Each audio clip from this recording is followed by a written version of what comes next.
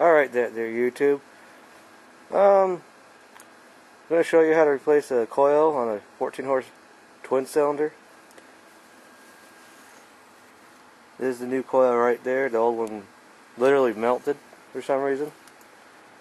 I think I was attempting to hook up the generator on this, and I think I hooked it up wrong, and it kind of proceeded to melt the coil somehow. So if any of you guys know how to hook up the generator on one of these the right way, because as you see, the wiring's kind of, see some tape and some things. Don't mind the jumpers; those are the battery tender for winter. So let's try to find a spot I can set you so you guys can see how I do this.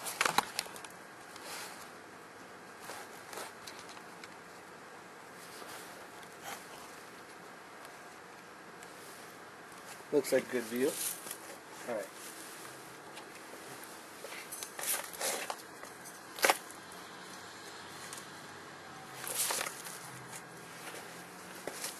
First of all, always, let me see here, I'm not used to using the camera this way. Piece of cardboard, pack of cigarettes, matchbook, always works good to set your air gap. Place your coil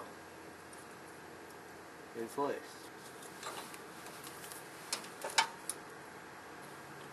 Set the piece of cardboard. Sometimes it's easier to rip it in two. And push your coil against it.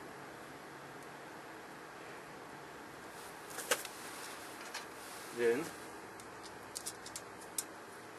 take your coil bolts,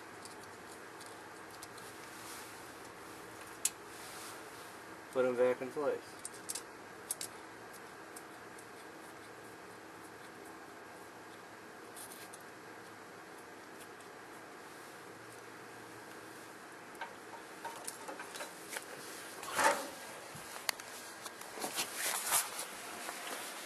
Now take your kill wire.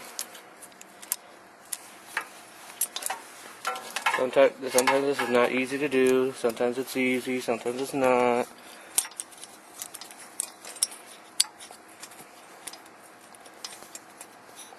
And then you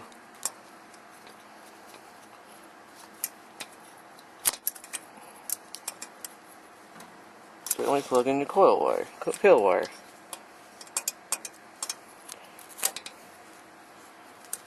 Alright, there we go, we're connected. Now, what I like to do at least, is pull the coil away, remove the cardboard,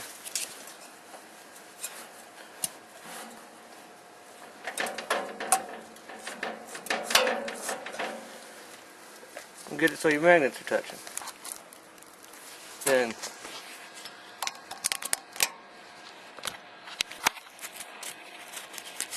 set your cardboard back into place. This is really hard to hold on to and do this at the same time. So I'm going to set you guys down for a bit.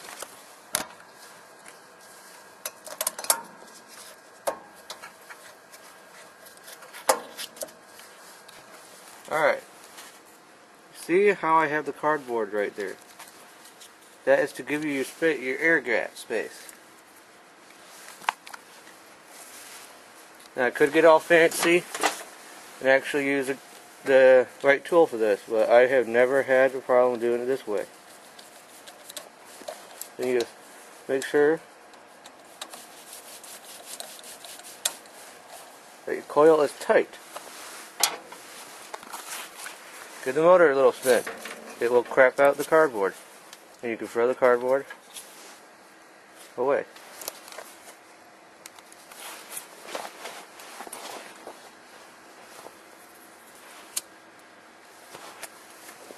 Then you got your wires.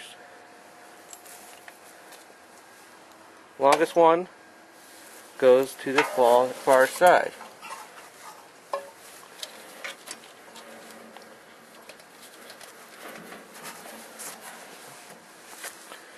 The short wire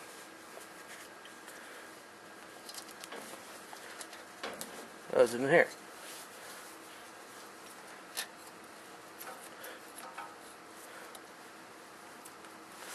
Alright, now that's all done. Now if you would like, you can get a test fire, start it like this configuration. Don't recommend running it for long because I have seen people stick their fingers in here. So let's proceed to put it back together. First is your engine cover.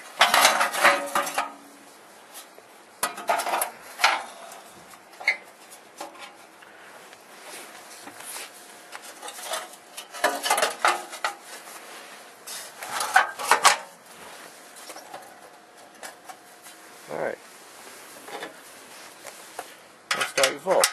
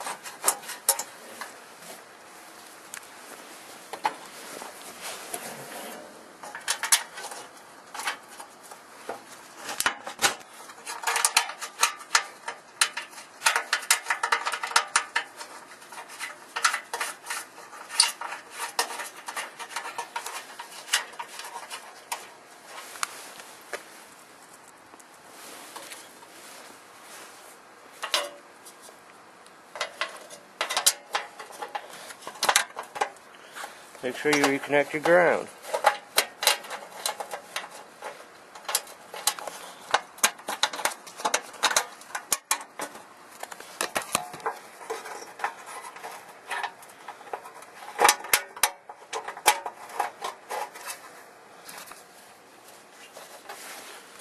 Alright. So now you got your engine cover started on.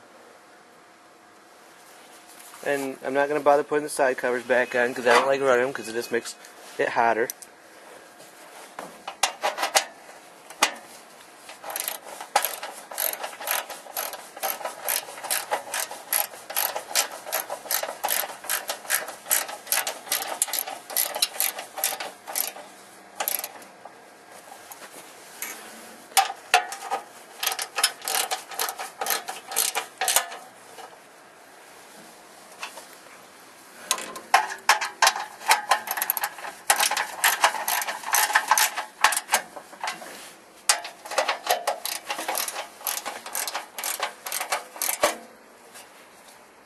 Okay, now that we got the cover back on, proceed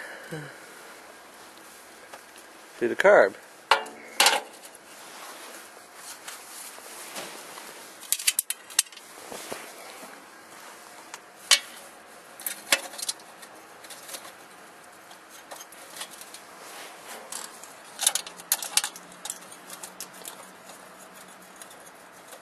And a little tip here. Always pay attention. Best thing you can do when you're doing this is close your choke so nothing can fall in there. So take your flathead,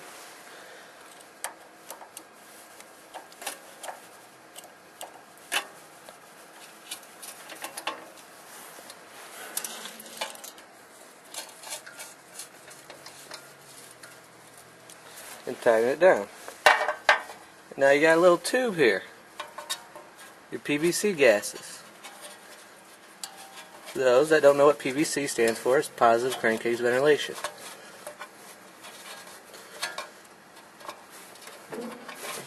Success. Usually takes the two hands to do that, but I got it one. Alright.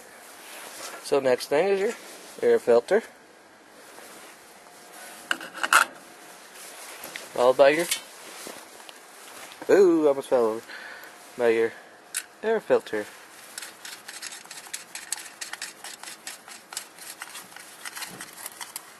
nut, followed by your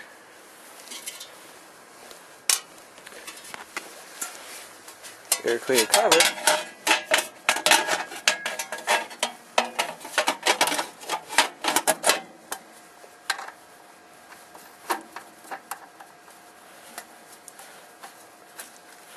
Now it's important not to over tighten these. I have seen people over tighten them where it has taken a vice grip to get them off. And it irritates me when people do something like that, especially to anything of value. Now, next you want to put this piece. This is what holds your oil fill neck, I guess you would want to call it. Dipstick neck.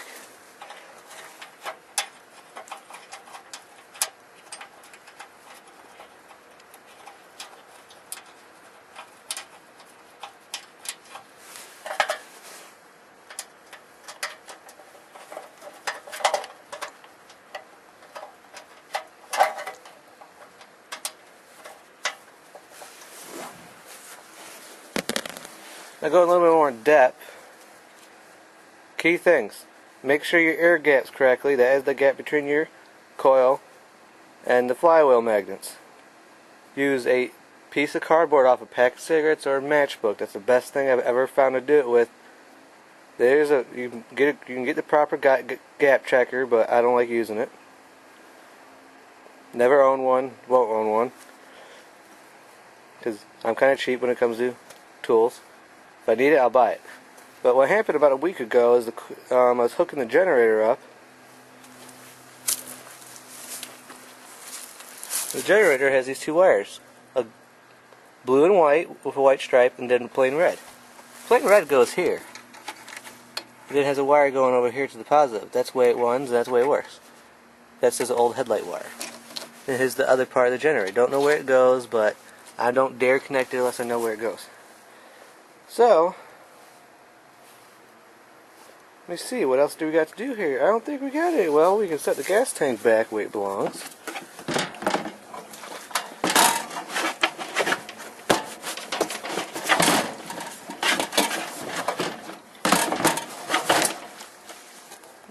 Sometimes it's a dick. Pardon my language. Now let's see. Now if you did not get the air gap correctly, your tractor won't fire. So, choke pull, throttle good. Let's move to the opposite side of the tractor so you can see better.